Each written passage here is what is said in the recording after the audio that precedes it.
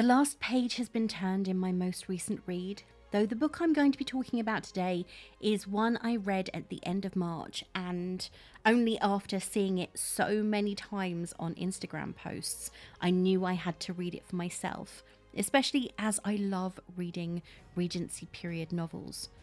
All that being said, here I am, no spoilers, as opinion-filled as ever and ready to roll, all of which means it's time for the latest episode of Being Bookish. This week I'm attending balls, studying the mind of an incredible writer and witnessing the end of a romantic entanglement as I talk about the first novel in Jessica Bull's Regency Cozy Mystery series, Miss Austen Investigates. I'm your host Ray, self-confessed bookworm, introvert, hermit, and long-term depression sufferer. Join me on my journey through my ever-growing to-be-read pile and enjoy the latest of my 100% spoiler-free book reviews.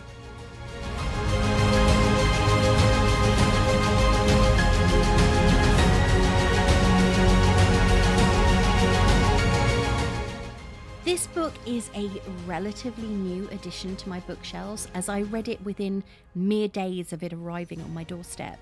The book itself has a very simple, clean and elegant dust jacket, shades of red, cream and black that reflect the simplicity of elements of the era during which the book is based. Okay, you may be asking yourself now, what is she going on about? But sometimes the cover is the thing, and this book has a cover that really reminds me of some of the much older books in my collection, making it an even more attractive novel. It is a truth universally acknowledged that every good mystery is in need of a brilliant sleuth. Welcome to Hampshire 1795, where a young Jane Austen has her sights set on securing a marriage proposal from the dashing Tom Lefroy at a local ball. But when a shocking discovery is made, a milliner's lifeless body tucked away in a linen closet, Jane finds herself embroiled in an unexpected murder mystery. As she races against the clock to clear her beloved brother Georgie's name, Jane uses her sharp wits to navigate the treacherous waters of society, unmasking secrets and unearthing hidden motives along the way. With every twist and turn, Jane's determination to solve the case deepens, and if she fails, her brother will face the ultimate punishment, the hangman's noose. Join Jane on her quest for justice as she faces down danger, deceit and scandal amidst her own friends and neighbours. Will she uncover the truth in time, or will the real killer go free? One thing's for certain, in Hampshire, nothing is as it seems. The book starts with a romantic scene at a ball where Jane is expected to partake in the social niceties. She has ventured to the greenhouses where she meets up with Tom Lefroy, a seemingly eager suitor whom Jane holds strong affection for, and she wonders if this is the moment when he is going to propose. For he is the one she wants, and she is sure that their relationship has been moving in that direction. In attendance at the ball are the hosts, Lady Harcourt and her son Jonathan. It's expected that Jonathan's engagement to local beauty, Sophie Rivers, will be announced at any minute. As the events of the evening are beginning to wind down, one of the household servants requests the attendance of a clergyman, as there has been a discovery. Ever curious, Jane follows as her brother James, the local vicar, heads to the Grand Hall, where, in a small closet, a body has been discovered. Though she is not meant to be there, Jane is the first person to identify the body of the unfortunate victim, a milliner called Madame Renault, that she previously purchased a hat from in Basingstoke. Initially, Jane has no inclination to get involved in solving the mystery of who murdered Madame Renault, preferring to continue with her life as it is. However, when her brother Georgie is accused of the horrific crime due to the fact that he is discovered in possession of a necklace that Madame Renault had been previously seen wearing, she has no choice, or feels that she doesn't. This injustice has Jane stepping in and starting a serious investigation determined to clear her beloved brother's name. However, in the process, she does manage to alienate and insult a number of people unnecessarily.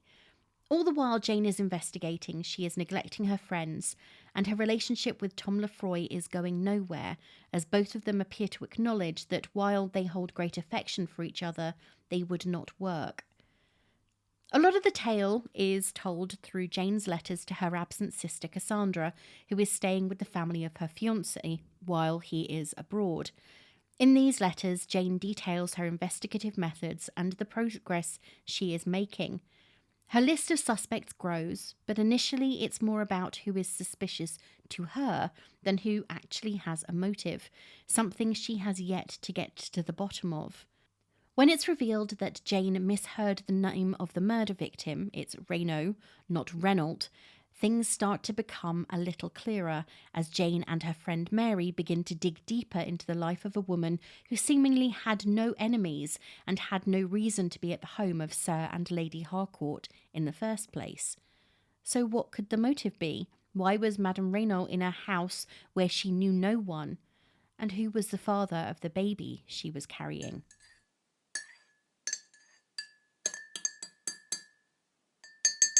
There are 3 different book genres, that I will pick up over any other. Though, when I think about it carefully, one is almost a subgenre of another. Anyway, cozy mysteries and light crime novels are among my favourites to read. They offer the right level of consideration and relaxation after a busy day, week, month, whatever. So while I am going to avoid spoiling the book by revealing the killer and their motive, by not revealing the killer and their motive, I am going to share some reviews with you, as I think they are not only a really good reflection of how different everyone's taste can be, but also how people can interpret and enjoy books and other forms of entertainment in a varied manner. I try really hard when it comes to sharing my personal view of a book to not be overly harsh when I didn't enjoy it that much, or too effusive when I loved it. And that's why I tend to share reviews from others that cover the top and bottom rankings in an effort to keep things somewhat balanced and much fairer. If you've seen Miss Austen Investigates on any of your book shopping trips and have been thinking about reading it, please don't let any of these reviews, including mine, sway you to change your decision. Yorha gave this book 2 stars, finding it to be a disappointment after anticipating it for a while. They said, "Seems like this is not a year for me for anticipated releases, and that makes me sad. The Hapless Milliner, the first book of the Miss Austen Investigates series, starts off strong with a murder of a mysterious merchant whom only our main character, Jane, recognises. The first 30% of the book was enjoyable, and I thought this has the potential to be a 4-star read. However, the joy flew out the window the moment you realise Jane is not exactly clever at all. It's definitely not going to bother everyone, as it's a matter of preference, but I do expect the main character of a murder mystery novel to have at least a few working little grey brain cells. Jane does not need much evidence to come to conclusions and accuse publicly every character she starts to suspect. She does not take her time to think it through. She just points fingers to the point where even her own family is telling her off. She did that to every main suspect, making the mystery not really that much of a mystery. That is also why I felt the conclusion to the mystery was anticlimactic and didn't make sense to me personally. You really want me to believe that someone who doesn't think much through and is guided by emotion rather than logic suddenly solved the murder and found an extremely unlikely murderer? I personally could not, leaving me very disappointed by the end. There was also so many side characters, and they mostly read the same, which isn't a big problem, but I did find it a tad boring. I think there is potential in this series, but sadly, this book just didn't do anything for me. Though there are currently 5 one-star ratings on Goodreads for this book, not one of those who gave it this score actually left a fully written review. That meant I had to skip on over to the 2-star reviews to see what the readers there had to say. Surprisingly, the reviews were lacking in a similarity I am accustomed to from any opinions that are of a lower rating.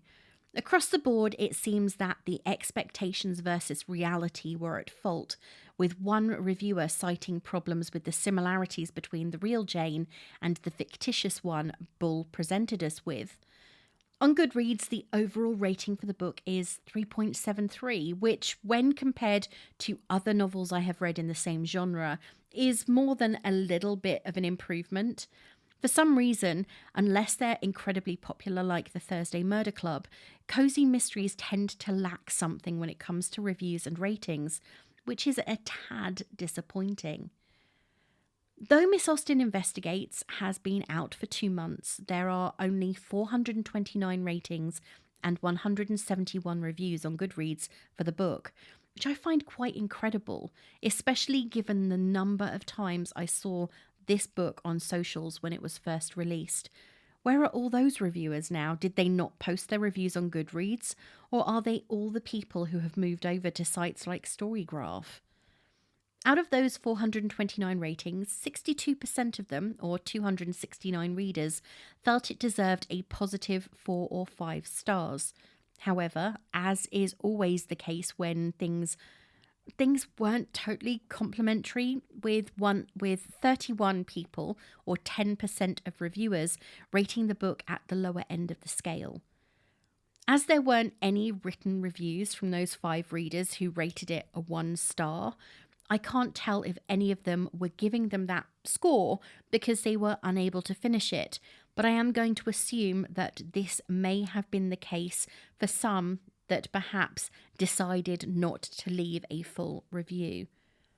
Jules gave the book 5 stars and seemed to really enjoy the humour that Bull included. She said, "Miss Austen Investigates is a brilliant whodunit with an intelligent but haphazard protagonist who lives in a time where, of course, she is classed as hysterical rather than possibly being right. Interspersed between Jane's investigation and her sometimes misplaced questioning, we learn about her parents and siblings. I particularly loved her playful relationships with her brothers Henry and James. And, oh my heart, her beloved Tom Lefroy. No more said, my lips are sealed. Anyone who reads my reviews will know I am not a big reader of crime or thrillers, but I thoroughly enjoyed this fun romp of an investigation with a can't help but adore her impromptu investigator. And as you can expect from 18th century rural England, there are all sorts of underhanded shenanigans going on. I believe there's another book coming, and I'll be on tenterhooks when its release is impending. Highly recommend." Over the last few years, I have read a lot of books that tackle the mystery genre from different angles, whether the investigator is an antique hunter, pensioner, crossword creator, author, or in the case of Jane Austen, real historical person made fiction. And it's been interesting to see the way that authors tackle these characters and introduce them into the world of murder, mystery, and pull them into the investigations. As a fan of the genre, I had to pick this book up. But as with every book I read, there is no guarantee that because I enjoy cozy mysteries, I was going to find this one to be any good.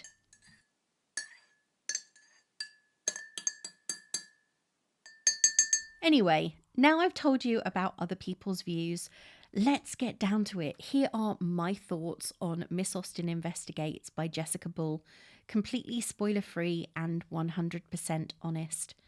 Did I like the book? There is something enjoyable about reading books based in this period of English history. In Miss Austen Investigates, Jane is a delightfully obtuse character. She wants to fit in, to find the man of her dreams, in whom she can place the responsibility for marital happiness, and she believes she has that in Tom Lefroy, a man played by James McAvoy in Becoming Jane. Thinking about him and the way that their relationship inevitably ended, I did find myself heading down a potentially time-consuming rabbit hole, trying to find out what happened to him afterwards. Jane is clearly incredibly close to her family, and while I know that she is the central character, I still feel as though there were a number of opportunities to learn more about this particular dynamic. We get to know her sister Cassandra through letters that Jane sends to her while investigating the murder of the unfortunate milliner, but any words about her and who she is are lost in the midst of the mystery Jane is trying to solve. Assumptions are made about her older brother Georgie, who in real life spent much of his time living with another family in the village due to possible physical and mental conditions that have never been categorically stated as anything specific. However, in this book, poor Georgie not only has some form of epilepsy, but also, as well as being deaf, experienced developmental difficulties preventing him from communicating. I think that this assumption is the one thing that took me out of the book for any moment of time. First to do research, and then to feel an incredible amount of concern as I considered that he was placed in prison. I know that the late 1700s and early 1800s and beyond, to be fair, were really tough on people who were considered different in any way, and Bull made him so different that he was considered a threat. Why is this so important? Well, when there is a murder and Georgie is found with what is considered a vital piece of evidence, it is immediately assumed that the young man is guilty, that rage had driven him to brutally kill a woman he didn't know, because of course it is assumed due to the fits he experiences and the fact he is unable to communicate clearly, he would be driven to murder. Georgie is a convenient suspect. Ignoring this rather uncomfortable element, the plot is very well rounded out, and though our inexperienced investigator with her keen mind and determination to prove the innocence of her brother tries hard, there are moments when you fear that she is not going to solve anything and merely insult every single person in her personal social sphere. As with any good cosy mystery, the book starts with the discovery of the body and ends with what proves to be a very satisfactory resolution. However, along the way, there are some moments that feel as though they were a little unnecessary. They do later prove to have relevance that isn't clear at the time, such as the rendezvous in a hayloft Jane witnesses between Sophie Rivers and Douglas Fitzgerald. There are also moments in the book that feel as though, had they been fact, could have easily influenced the events in Pride and Prejudice, specifically uncomfortable conversations between Mrs. Bennet and her daughters. Sophie Rivers and her mother have a contentious relationship, if only because the older woman has it set in her mind that her beautiful daughter, on whom Jane seems to pour a considerable amount of unfair scorn, by the way, must marry Jonathan Harcourt, who has recently returned from the continent and is only showing a modicum of interest in the woman his own mother has decided he will marry. But there's a story behind that which is slowly revealed as the mystery continues. Mrs. Harcourt and Mrs. Rivers are incredibly similar to characters we experience in Austen's novels, especially Northanger Abbey and Pride and Prejudice. During the book, Jane makes a number of mentions about the novel she's working on, several times referring to Lady Susan and how the situation she is experiencing is influencing her work. I enjoyed the way that the story developed and found myself getting really involved in the mystery, wanting to know who had committed the murder and whether they would be caught red-handed. The circumstances surrounding the events were actually rather sad, and the eventual revelation and consequences are particularly traumatic for just one character. For others, the discovery of one person's guilt means freedom and relief, yet the after effects are felt widely, sending tremors through the close-knit community. I felt that it was a well-written book, that it was clearly expertly researched, including elements of Jane's real life to make the possibility of the events included within likely. Much of Jane's life has, of course, been well documented, but we cannot know every single detail. So who's to say she didn't get involved in a scandalous murder case that she helped to solve through sheer force of will and a need to prove the innocence of someone she cared for? If you like something a little lighter and fancy a jaunt into the Regency period, this would be a fun read. And if you managed to solve the murder before our intrepid investigator, please let me know, because I didn't. What surprised me most about the book? The thing which surprised me the most, this is a tough one. I guess it has to be the way that occasionally Jane Austen felt as though she was being just a tad less charming and a little bit brutal when talking to or about someone. Immediately following any rebuke Jane makes, she tends to apologise. However, the fact that she said these things in the first place is a bit shocking. Biting wit is something that I have always considered to be Austen's style when it comes to her writing. However, her vicious ripostes are often without reason and feel unnecessary in this book. They feel as though they were a misguided attempt at making her come across as more interesting when they were completely unnecessary, as her intelligence and insights had already granted her this particular appeal. If you're looking for something like this, or you loved this and want something else, then you'll love these. There are so many books in this genre that I could recommend, starting with books written by the declared Queen of Crime, Agatha Christie. I have several favourites from her pretty significant catalogue, including Evil Under the Sun, Murder in Mesopotamia, Death on the Nile, and Hickory Dickory Dock. I know that there are many others, but these all have one big thing in common. Hercule Poirot, the character I consider to be her best creation. Clearly, I have a thing for intelligent and sometimes officious Belgian detectives. Anyway, moving along from Agatha Christie, because I think sometimes you need to, I am happy to recommend Robert Thorogood's Marlowe Murder Club. There is something I adore about Judith, Bex and Suze, and I am really looking forward to the third book in the series, Queen of Poisons, when it comes out in paperback in a few months. There are so many incredible authors and mystery books out there, and I could spend a considerable amount of time recommending all of them, but I do want to save a few for the next time I review a cozy mystery and have to answer this question.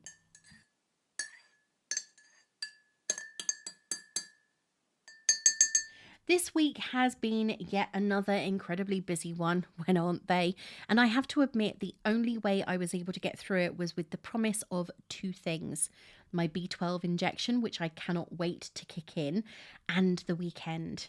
I spent a lot of time preparing this week for a couple of presentations that had me anxiously picking at my fingernails as I considered the fact that there was a lot riding on everything I was presenting. Luckily, it seemed to go pretty well, and I am now looking forward to the wonder that is next weekend. Yes, wishing my life away to a degree because of the early May bank holiday and 4 fantastic days off. I seriously cannot wait.